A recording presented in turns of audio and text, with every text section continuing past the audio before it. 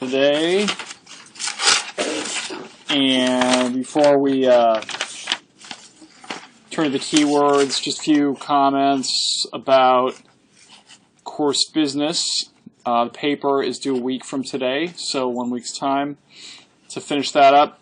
I've gotten a few emails about it, and I try to reply to them promptly. I expect I'll be hearing from more of you this week, so if you do want to do that, or you want some feedback from me, just please do it sooner than later. I'm probably not going to have time to do it, like on the weekend and short return. And actually, I'll just tell you, I don't look at my emails much on the weekend, so if you want my feedback, I really advise you get done this week rather than waiting for the weekend. So then you have it all in place. You don't have to worry or be like, is he going to reply on Saturday or something like that if you want to work on it Sunday or you want to work on it Saturday afternoon or whatever. So please don't hesitate to be in touch, but plan ahead. Okay? Any thoughts about the paper? Questions about it?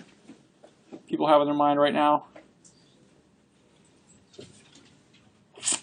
Okay, but so everyone knows that the questions are obviously the syllabus, so it's pretty straightforward.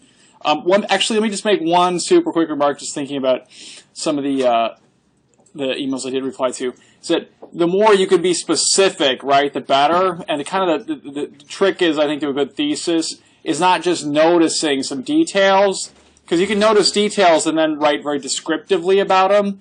And that, of course, isn't really a thesis. People aren't going to disagree really with the thesis. The test of a thesis is, would someone disagree with you about it? And you want someone to be able to disagree with you. That's the test, right? And then what do? You find the details, the evidence, and explain it in a way that's a convincing account of why your thesis is a good argument, right? So that it's not just that there are victims, but there are victims in these novels who are victims because of an institutional betrayal, say. I mean, that's maybe not the thesis you would have, but there you have to explain how it is that institutional betrayal leads to victimization, right? So that's the idea that you see a pattern or some sort of cause and effect relationship that you identify, and then you have to explain how the details show that larger point. So that is that's the paper, and then again, I mentioned emailing. Any other points or questions about the course? Yeah, Ben. Minimum, right? That's the minimum, yeah. I mean, I guess the reason I put the what is it? I think it says 750. Is that what it says? 750. But I don't think it says minimum. Yeah, I mean, I guess it's part of my idea is not to unburden you from writing a super long paper, right? So that's the minimum, but don't write. If you go over, I'm not gonna downgrade you or something like that. But if there's always papers that barely make 500 or something like that are clearly done at the last minute. And if you've done something like that, then I will downgrade you for not making the minimum. Okay, because that's part of the assignment. All right, and 750 is nothing. Everyone should be able to do that practically in their sleep at this point. But don't do it in your sleep. But yeah, but then, if you write 1,000, that's fine, but I guess I don't want you to write, 1,250 or whatever. Part of the assignment also is to be concise, right? So, you could always write a longer paper by adding more examples, or then adding qualifications. Qualification being that, it looks this way, but you could see it another way, that style of analysis. Which we've done a lot in class, right, where we both make arguments and then we try to recognize that there are other ways of seeing the evidence. And oftentimes I'll just add, for thinking your final paper, if one of the choices is to revise this paper for the final paper, adding a qualification is a good way to revise. And the reason adding a qualification is a good way to revise is that oftentimes the most convincing arguments are one that admit their limits. Right? Rather than saying, you can only see it this way, you have to see it this way. Oftentimes, any kind of intelligent reader is going to say, well, I don't see it that way. And then the writer loses sort of credibility because they're making a point. They're not sort of in dialogue. They're hammering you over the head with it. right? It's like the talking heads where they're just like hammering home this point and they don't admit that there could be a problem with the way they see it or that there's nuance there or whatever. But if you show, hey, you can see it this way and look at, this doesn't really fit and it's kind of a problem for my argument, that shows you've really thought about something and taken the time to consider both the reasons for seeing something one way and the limits to your claim, right? Why it doesn't quite work. And that, of course, shows real intelligence, right, where you're thinking about it from several different angles at once. So, but I think for a short paper like the midterm paper, I don't expect you to get into some sort of elaborate kind of argument with qualifications and different kinds of evidence and stuff like that, because there's just not space for a paper like that. So to come back to Ben's question, 750 is kind of a ballpark.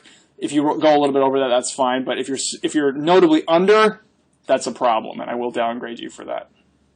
Yeah, Christine. I was wondering about the writing credits. I saw if you write a longer paper. That's right. You don't even qualify. Do you know if does that switch to class credits over, or do you get extra? It's just you have to. I don't know how many writing credits you need for. Anyone know off? Is it vary by major? It's just in the arts and sciences.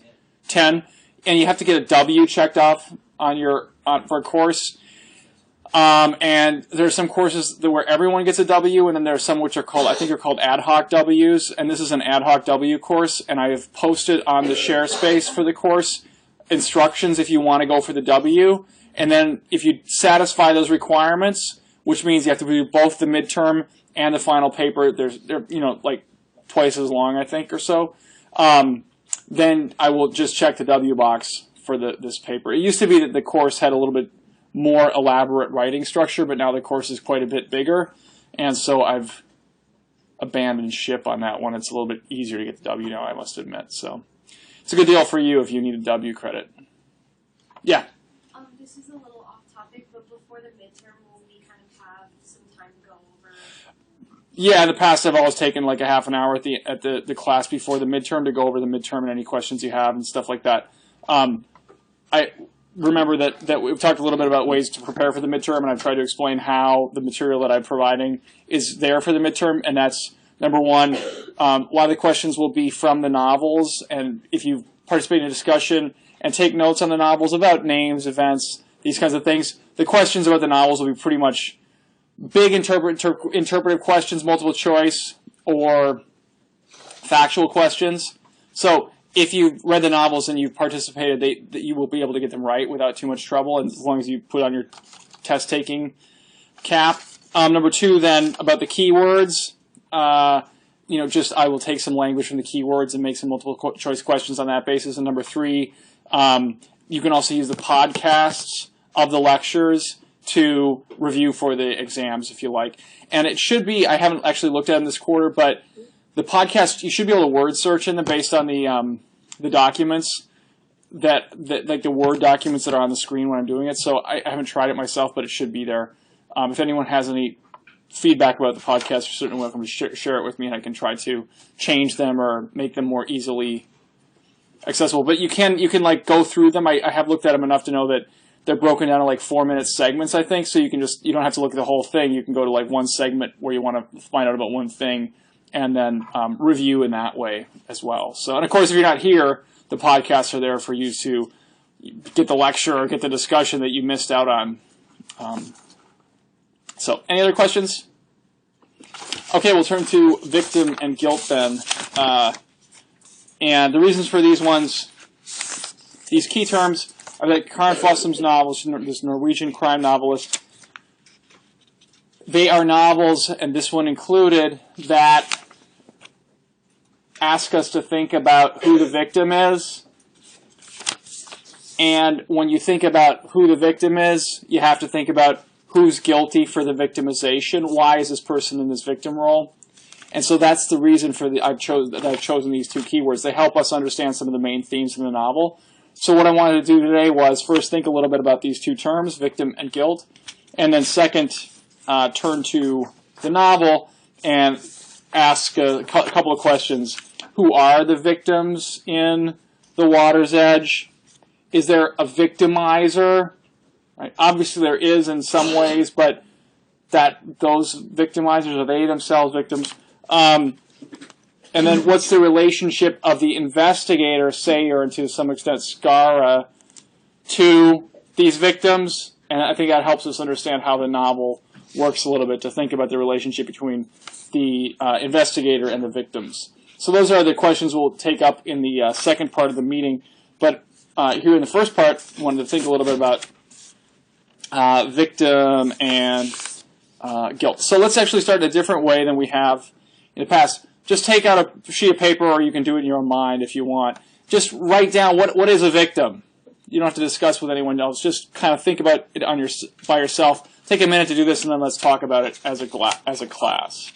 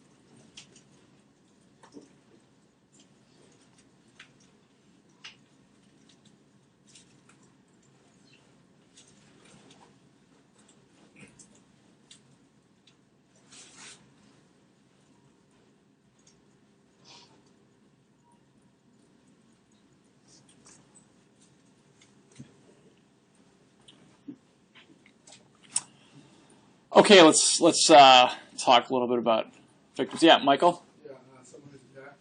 Okay, so someone who's attacked.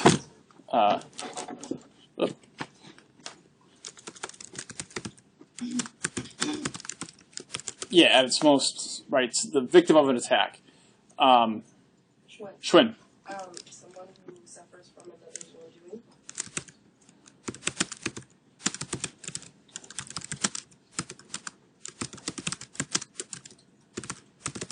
Good.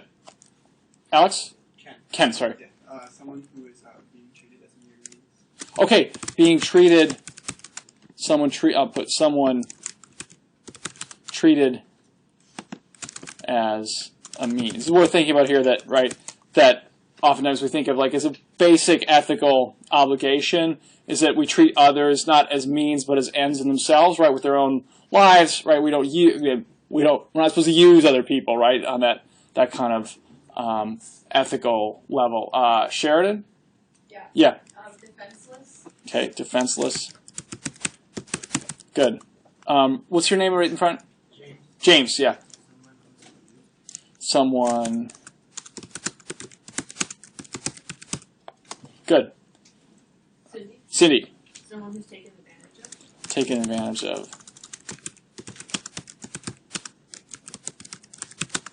Others, yeah. Hannah? Someone who's put in harm's way.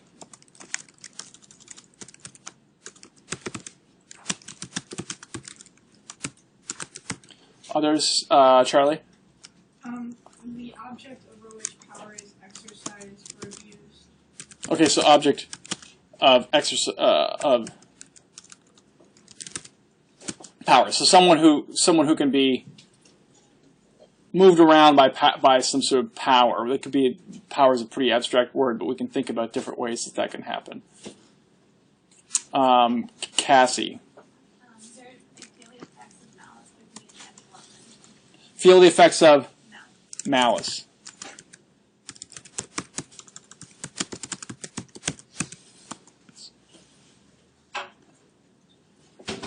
Johnny?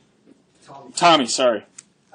Being a victim is often so subjective. Okay.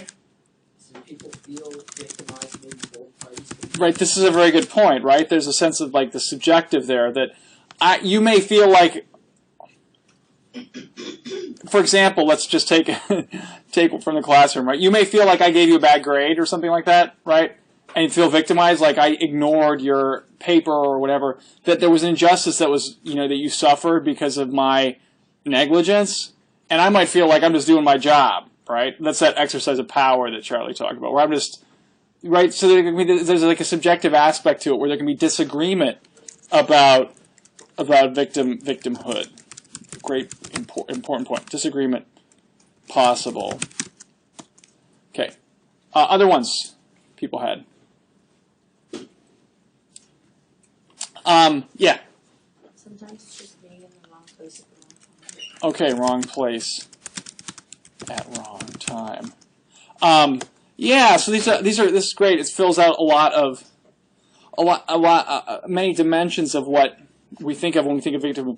There's this notion of attack, right? Clearly, there's like the formal status of the victim in like a criminal investigation, someone who suffers an attack by someone else that's illegal in one way or another, right? That it crosses the legal line. It's interesting to think, what's the difference between someone who suffers an attack and someone who suffers another's wrongdoing? What's the difference between wrongdoing and suffering an attack? I guess wrongdoing is more nebulous somehow. Is that right? Anyone want to think about that? Yeah. Because it can be suffering both mentally and physically. Okay. So an attack we think of maybe as physical, right? If someone punches you, you're the victim of the attack. But on the other hand, wrongdoing can be it can be vaguer, and yet that doesn't mean that the effects are any less. Yeah. Well, an attack implies deliberacy. Okay. Whereas suffering from another's wrongdoing could be an unintentional state, whereas attack feels more. Good. So that you can have a victim in a consequence where there's intentional harm, right? I set out to hurt you. Or unintentional harm where you become a victim even though I'm not trying to victimize you, but somehow it happens nevertheless. Right? We can just think in the background with a novel, right, where there's these sorts of different claims on victimhood, right? There's a lot of victims in the novel. And what are, I think a lot of them, right, they're victims in a sense, where, is there any intentional harm here in the novel? That's a rhetorical question for now. We can take it up in the second part of the class. But does anyone set out to harm someone? It's an interesting thing to think about, right? And then what happens with these issues of victimhood? So then what is it like? If it can be intentional or unintentional, what's the how do you determine a victim? So it comes back to Tommy's point about there's a certain subjective aspect to it, right? That being a victim is in some ways, we make a claim to victimhood. All right. Let's see here.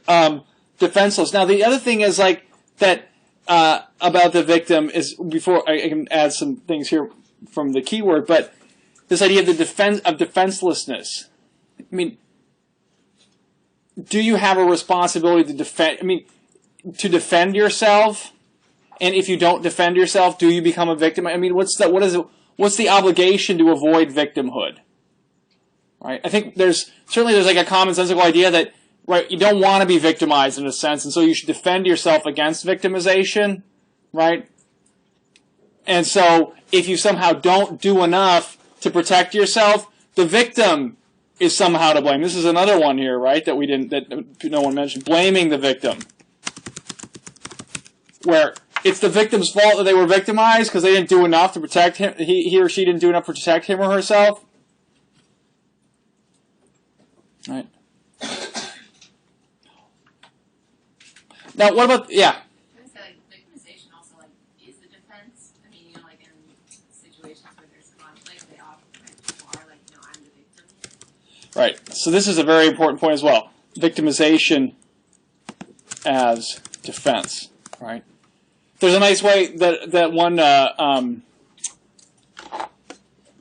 feminist scholar whose stuff I've read talks about it as politics of the wound. Right, where I'm always claiming to be hurt somehow or another in order to justify my political stance. Right, none of us has ever done that, right, in a personal argument, right, like with someone, a loved one or a friend or whatever, where you claim victimhood. And what do you do when you claim victimhood? Take a second to talk about it. I want to hear what people have to say. Take a second to talk about it. what do you, like, think about an argument. Let me think, where, try not to borrow from my own life here, right, where you're having an argument with someone and they say, you know, we'll just take a mundane example. You didn't take out the trash. I know, but I was busy with the kids. And what's the implication of I was busy with the kids? You weren't doing your job of taking care of the kids when you were supposed to, so I had to, like, take care of it, and as a result, I couldn't take out the trash. Therefore, I'm the victim, and that somehow lets me off the hook. Take a second to talk about, let's just, victimhood in an interpersonal situation. I want to just hear people talk about it, and then let's kind of talk a little bit more about that, because a lot of the episodes in the novel are about these kinds of interpersonal interactions in which victimhood is very vague. So take a second to think about that out loud together, and then we'll talk about it as a class.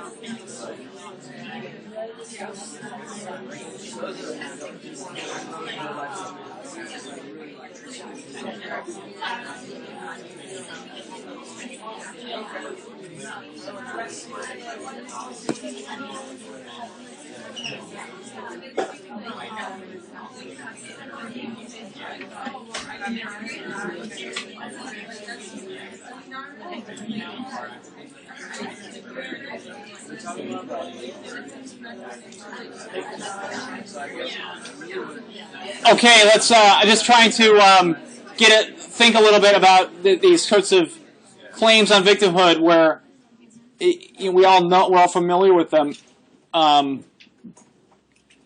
but there's this ambivalence about it, right? Where you kind of playing the victim, right? Do we think? How do we? Maybe we could start there. How do people think about when someone sort of takes the victim role? Yeah, Sarah. Or Elizabeth, sorry. Yeah. You're talking about how, to us, it kind of seems like an excuse. Okay. If you say, I didn't take out the trash because I was playing with the kids, like, that just seems like you're making excuses for why you didn't do something. Right, so taking the victim role can seem like excuse making, right? We see that in public all the time, right? Where the claims of victimhood, they don't quite measure up to a full justification, right? It tends to be like a very weak defense in a sense. I was victimized. There's some skepticism about it. Yeah. Is it Jennifer? Yes. Yes, thank you. We were talking about how victimization as a defense is just like personal justification for yourself to feel better. Okay, it can be personal justification, self-justification. I guess that's just to say a dodge, right? Where you're kind of like, instead of living up to your responsibility, right? What do we call that in public life? Like accountability or responsibility, or being accountable for your actions, right? That's like the opposite of being a victim, right? Where instead of moving the responsibility elsewhere, you sort of say, it was my fault, I did it, I didn't take out the trash, I'm sorry. Cassie? It diffuses the responsibility away from yourself. Yeah, so it diffuses responsibility, that's a nice way to put it, where suddenly responsibility becomes, right, that's the whole point of that defense, right, is that, there are others here who are culpable besides me.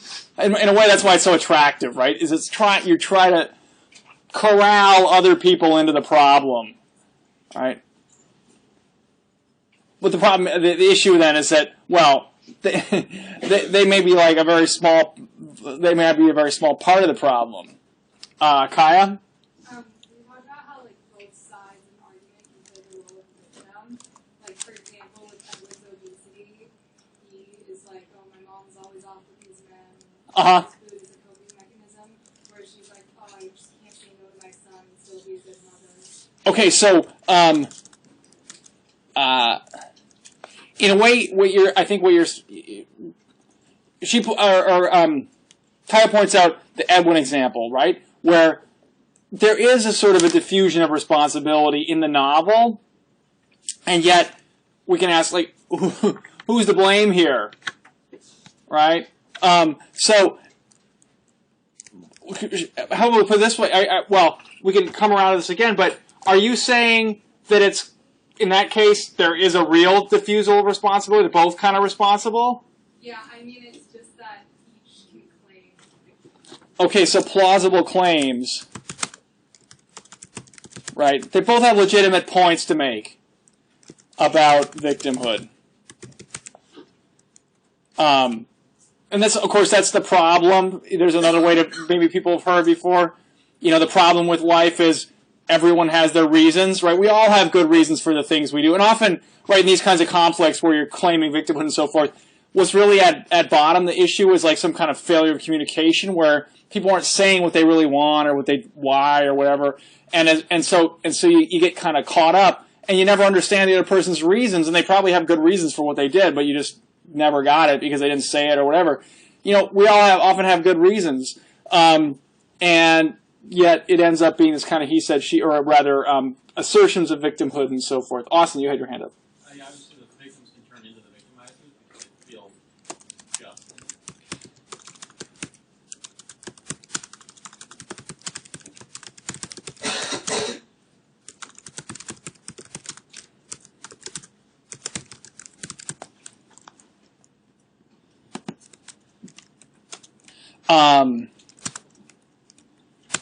I think one of the points in Austin's comment,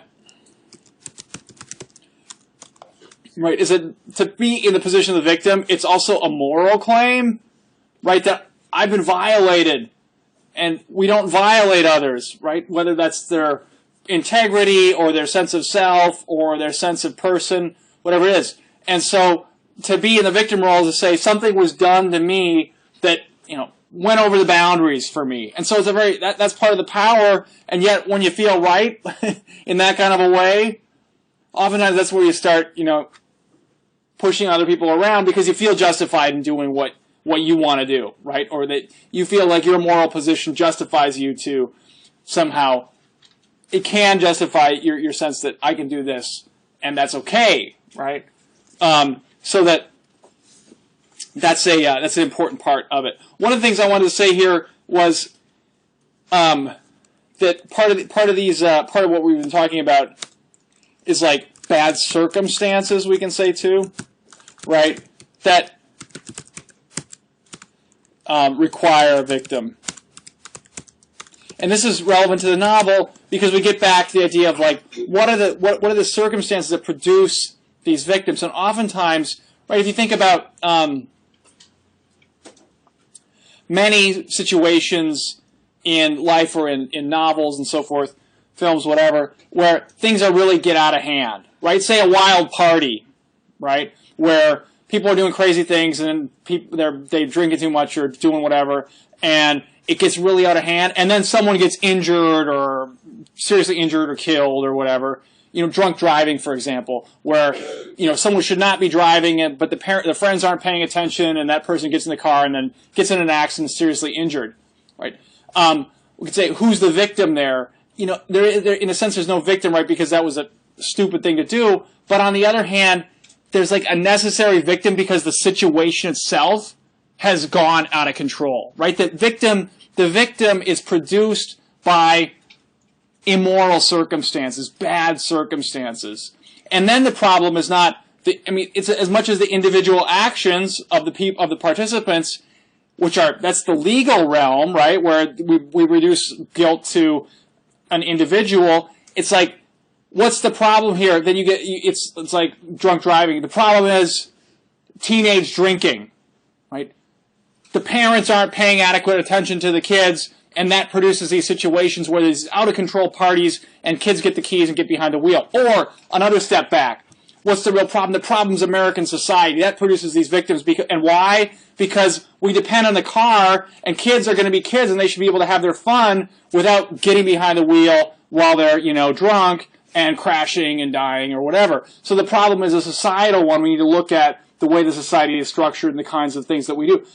In both cases, the argument is that there's these circumstances or structures out there in the society that are bad, and as a result, require victims. And that's where we come back to the novel, because in some ways, these vague questions about victims, where there are so many victims, as Kaya pointed out, are kind of competing victim claims, it asks us to look at, well, what are the circumstances that produce these victims, right? How can we recognize a victim when we see one? So that's in a little bit of a way where we have the sense of overt victimization, right? The attack or the suffering of harm. And then a second kind of idea, like the victim as a scapegoat, someone who suffers because of bad social circumstances or immoral situation, right? Because everyone was taking risks and they were being stupid, someone had to get hurt, right? It's like, it's like that the old sort of adage, right? It's everything's fun until someone loses an eye, right? I mean, it's like someone's going to get hurt by the circumstances because you're doing stupid things, and someone should intervene and stop it. That's that second idea of the victim as scapegoat. And so a lot of times the moral claims are about pointing to the circumstances that are the precondition for the victimization, right? Whether it's out of control kids getting behind the wheel, or whether it's, a society that doesn't pay attention to its children, and as a result, kids are being victimized by, say, child abusers or whatever, which is sort of part of this novel. And then clearly it's wanting to reflect on what that means. So when we talk about victim, those are the two things we can say. There's that overt victimization, someone who suffers an attack, but also that idea of the scapegoat, that circumstances require someone to pay the price, and when that person pays the price, it calls attention to the situation and allows society or the community to kind of right the situation somehow, but someone had to get hurt in order for that to happen. So that's a little bit about thinking about victims. So the second one then is guilt, which is obviously related to victimhood. Put that up there.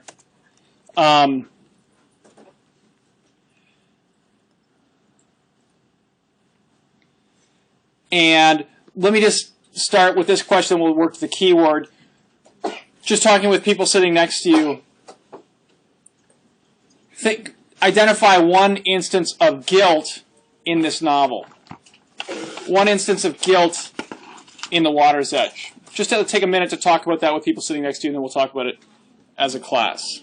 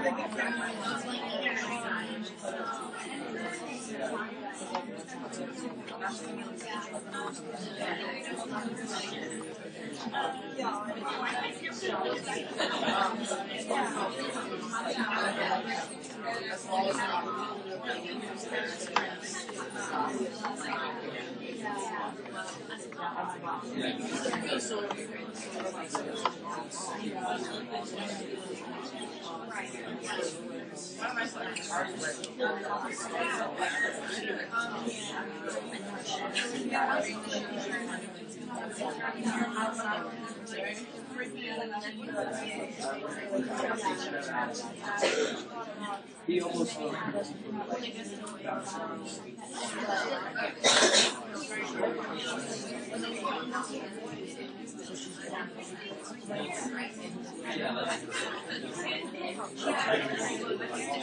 Okay, let's hear what people had to say. So, just examples of guilt from the novel. Emily? Sayer feels guilty for not being able to find the murderer faster. Okay, so a sort of professional guilt almost. Tapule? We were talking about how even the pedophile, we don't know. We don't know his name yet, right? Yeah.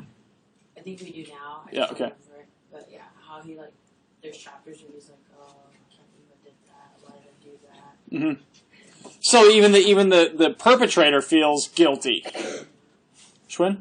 So we also talked about how the wife of the guy who's Reinhardt. Yeah, Reinhardt. Yeah. Christine? Yeah, she feels guilty because of Reinhardt because he's such an embarrassment. Okay. Yeah, so even in a situation where she's not responsible for him, and yet she feels guilty because of his actions. Right?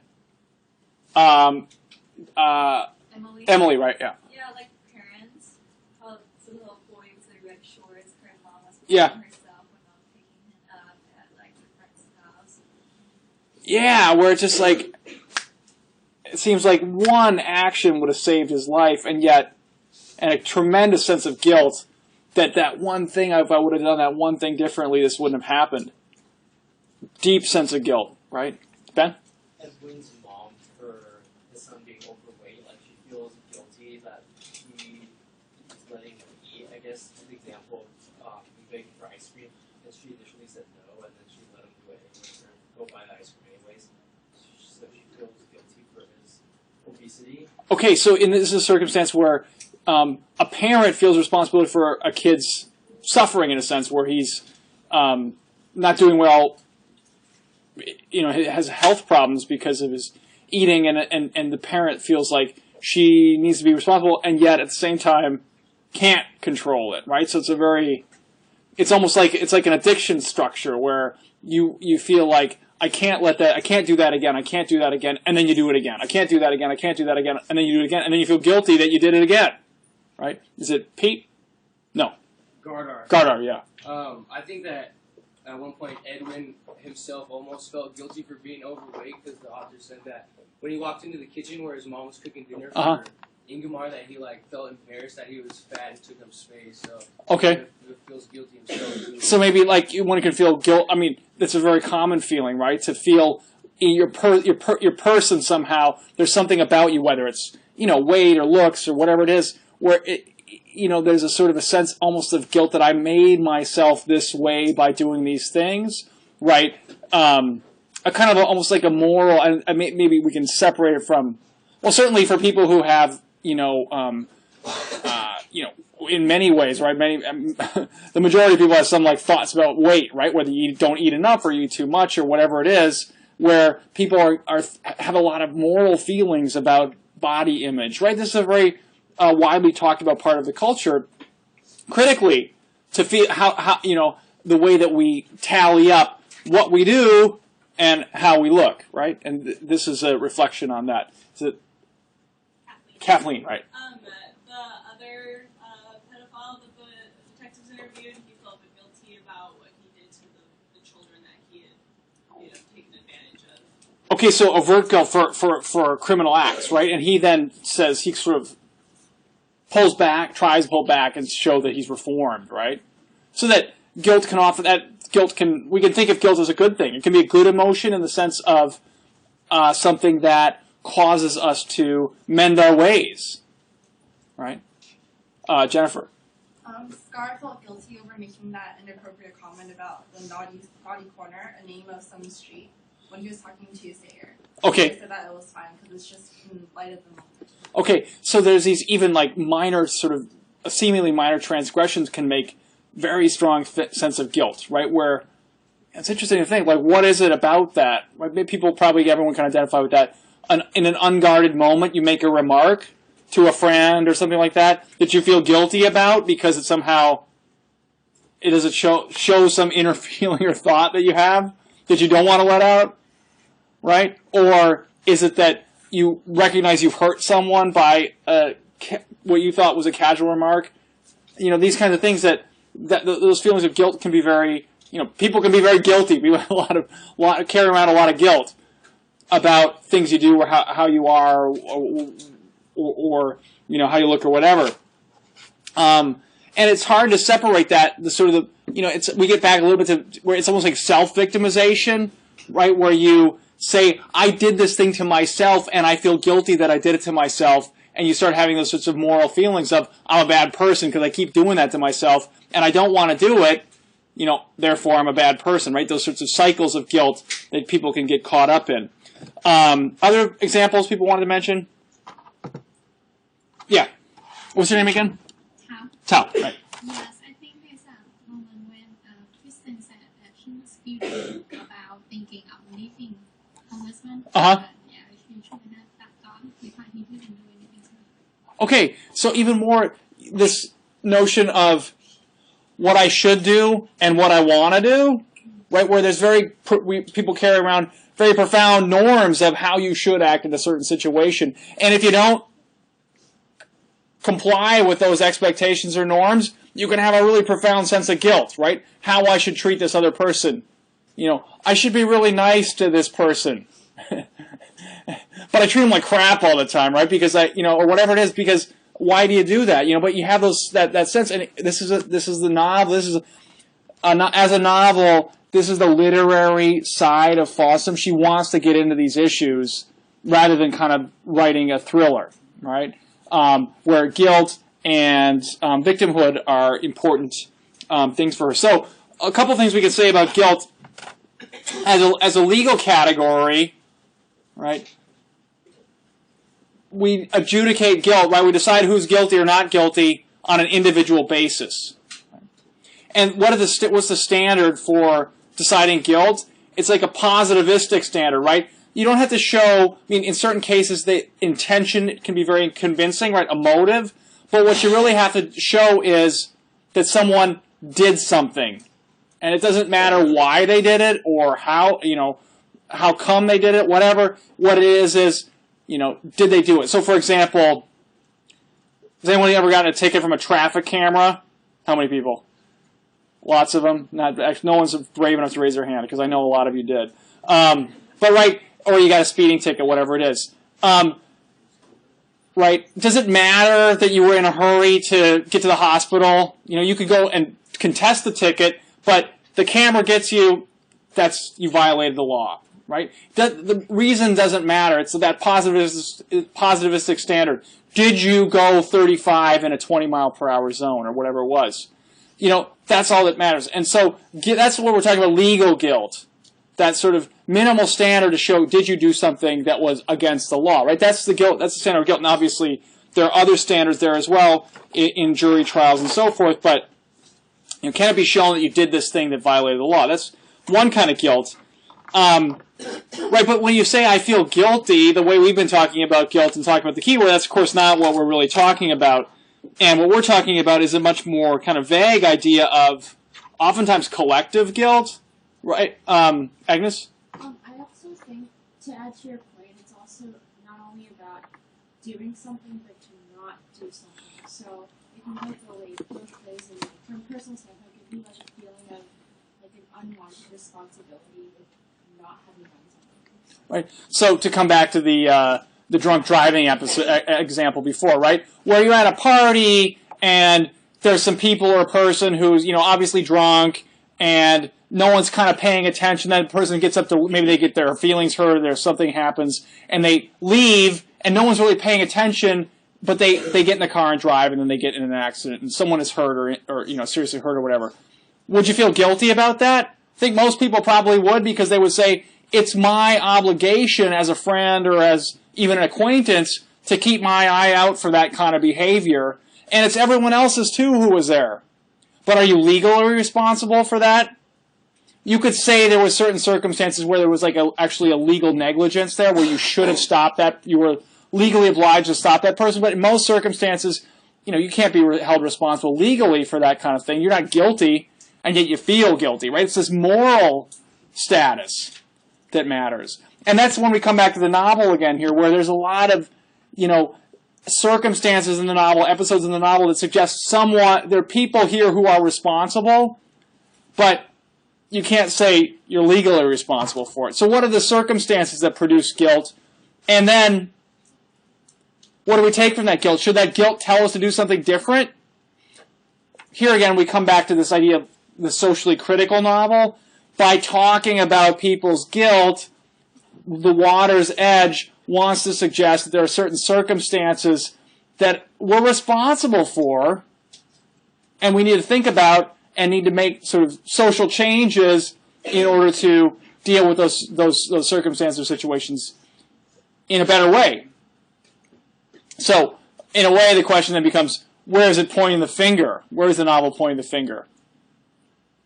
And we can take that up in the second part of the meeting. So, this is like an idea of collective guilt, in a sense.